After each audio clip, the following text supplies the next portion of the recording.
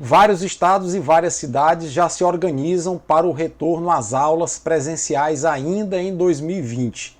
Mas será que realmente é seguro voltar às aulas agora em 2020? Será que não é precipitado a volta às aulas presenciais ainda em 2020, antes da aprovação de uma vacina para se proteger a população de uma maneira mais efetiva? É sobre isso que nós iremos conversar agora. Antes disso, porém, eu queria pedir a você que ainda não está inscrito aqui no canal para se inscrever no canal e ativar o sininho da notificação. Assim, sempre que um vídeo novo for ao ar, você será notificado e poderá nos ajudar compartilhando os nossos vídeos, que são objeto de uma pesquisa bem acurada sobre o tema que a gente aborda. Eu sou o Paulo Henrique, biólogo e dentista, mestre e doutor em microbiologia e imunologia e professor universitário. Pois é, e esse vídeo foi uma sugestão de um amigo que eu tenho há mais de 30 anos, o Gonçalo, lá de São João do Piauí. Um forte abraço, Gonçalo. Obrigado pela provocação. Eu conheci o Gonçalo ainda na década de 80, 1984. Fizemos o ensino médio técnico profissionalizante em técnicas agrícolas numa escola interna aqui em Teresina e fizemos uma grande amizade que perdura até os dias de hoje. O Gonçalo também, a exemplo de mim, é professor, é educador e está muito apreensivo com a volta às aulas presenciais ainda agora em 2020 e principalmente apreensivo pela volta às aulas presenciais na rede pública, que sabidamente tem uma condição de oferta de ensino mais precarizada em relação a instituições privadas. E aí o olhar que eu vou lançar sobre esse tema é um olhar mais técnico, porque conhecendo da microbiologia do vírus e da resposta imune ao vírus, eu posso tentar dar essa contribuição a todos vocês para tentar responder a essas questões. Se é seguro o retorno às aulas presenciais ainda em 2020 e se não seria precipitada essa volta antes da vacina. Bom, a primeira pergunta é que eu acho que é precipitado sim. Como tudo na vida, a volta às aulas durante uma pandemia causada por um vírus que tem o poder de infectividade que o coronavírus demonstrou ter, vai ser muito arriscado sim. É muito difícil a gente controlar no ambiente escolar o contato entre as pessoas. Aqui no estado do Piauí, o protocolo, por exemplo, aponta para que cada estudante deverá ocupar uma área de 4 metros quadrados dentro de uma sala de aula. Se a gente considerar que a maioria das salas de aulas tem entre 50 e 60 metros quadrados, esse espaço vai comportar no máximo 12, 13 alunos. E uma turma de 40 alunos, como vai ficar isso? Ou seja, os alunos terão que fazer um ensino talvez híbrido, metade da turma frequente 2, 3 dias na semana e a outra metade outros 2, 3 dias na semana. Mas se todos tiverem que frequentar a semana inteira, isso vai dobrar a carga horária do professor. Como fica isso? E por falar em professor, uma outra preocupação. O aluno ele fica ali convivendo com os colegas naquele espaço da sala de aula, mas o professor ele faz rodízio entre salas diferentes da mesma escola e faz rodízio entre escolas diferentes, ou seja, o nível de exposição do professor é bem maior, tanto que lá no Amazonas, nas 2 primeiras semanas do retorno às aulas, 10% dos professores contraíram a Covid-19. Na rede pública, como vai se dar o fornecimento de EPIs, equipamentos de proteção individual, para o professor? O professor minimamente deveria dar aula com máscara e com aquele face shield, que é aquela viseira de acrílico para aumentar o nível de proteção do professor. Os governos e as prefeituras vão fornecer esse material para o professor? Lembrar, professor, quando você utilizar a máscara, você vai ministrar uma aula com a máscara, a cada aula é aconselhável que você coloque uma máscara nova. Não é para passar a manhã inteira com a mesma máscara. Então, se a gente considerar que tem professores que ministram 6 aulas ao longo de uma manhã, ele terá que ter 6 máscaras para utilizar ao longo da manhã. Então, é muito problemático pensar essa logística toda. Mas um outro problema se apresenta para mim muito mais grave do que esses que eu falei agora há pouco. É o problema da própria infraestrutura das salas de aula. Aqui no Piauí eu conheço as salas de aula porque eu ministrei aula durante 30 anos e ainda hoje ministro aula apenas na universidade. Mas, via de regra, as nossas salas de aula, porque aqui em Teresina é muito quente, elas são climatizadas. Inclusive, boa parte das escolas públicas já tem salas de aula climatizadas, com ar-condicionado. Bom, uma sala de aula fechada, com o ar-condicionado ligado e o ar recirculando dentro da sala de aula, é um dos maiores fatores de proliferação da Covid-19.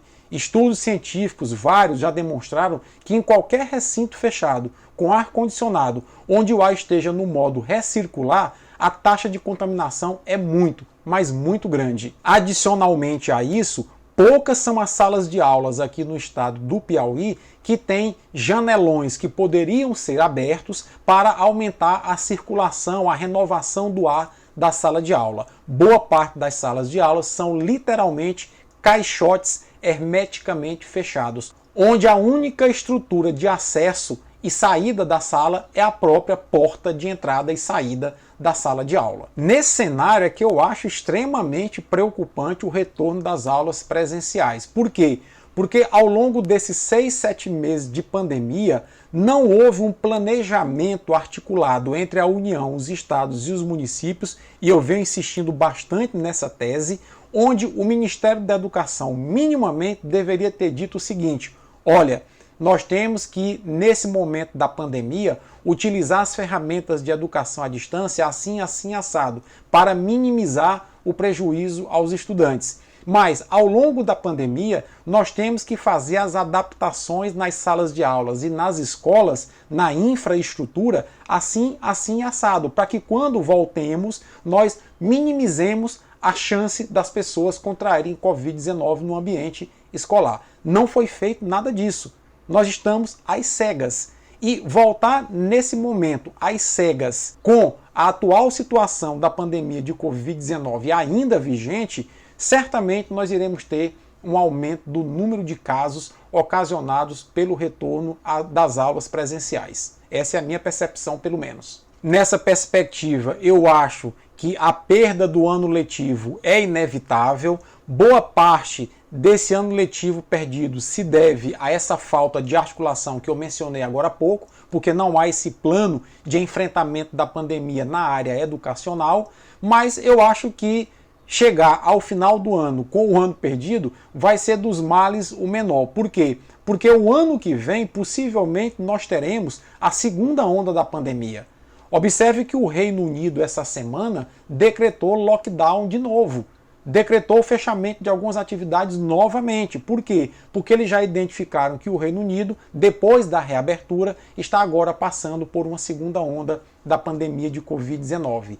A Alemanha, que havia aberto as escolas mês passado, uma semana depois começou a fechar novamente a escola. Porque o índice de infectividade dos alunos e familiares começou a aumentar de maneira muito assustadora, inclusive entre professores e funcionários das escolas também.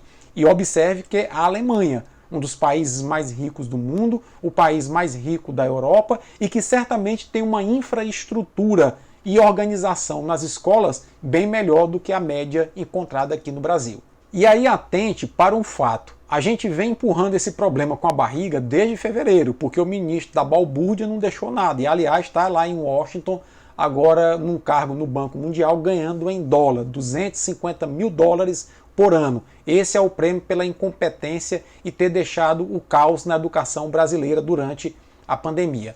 E aí devemos entender basicamente o seguinte: se nós já estamos empurrando o problema o ano inteiro com a barriga, e a vacina, por exemplo, chinesa, revelou agora essa semana 95% de eficácia, ou seja, é uma vacina extremamente promissora, como nós já vimos alertando aqui no canal, pelo desenho tecnológico da vacina, e já há inclusive a promessa para essa vacina começar a ser administrada na população já em dezembro desse ano.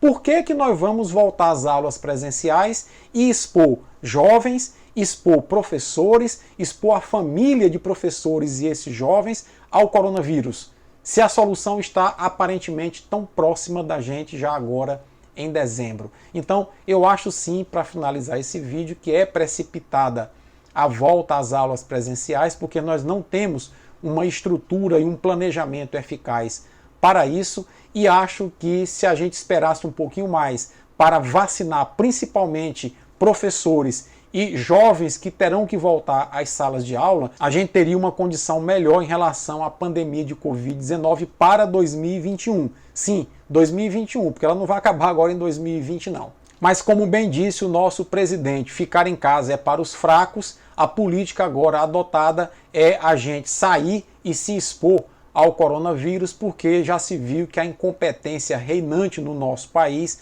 não organizou o país para o enfrentamento da pandemia. Nós estamos desde o mês de fevereiro tateando às cegas e tapando o buraco com a peneira e tentando apagar incêndio com gasolina. E esse é o reflexo do Brasil despreparado para o enfrentamento da pandemia e para outras questões também a nível federal, estadual e municipal. É um salve-se quem puder. E, infelizmente, a juventude que está perdendo o ano letivo será a mais comprometida em relação a todas essas questões. Se você gostou desse vídeo, deixa a tua curtida, compartilha, um forte abraço e até a próxima.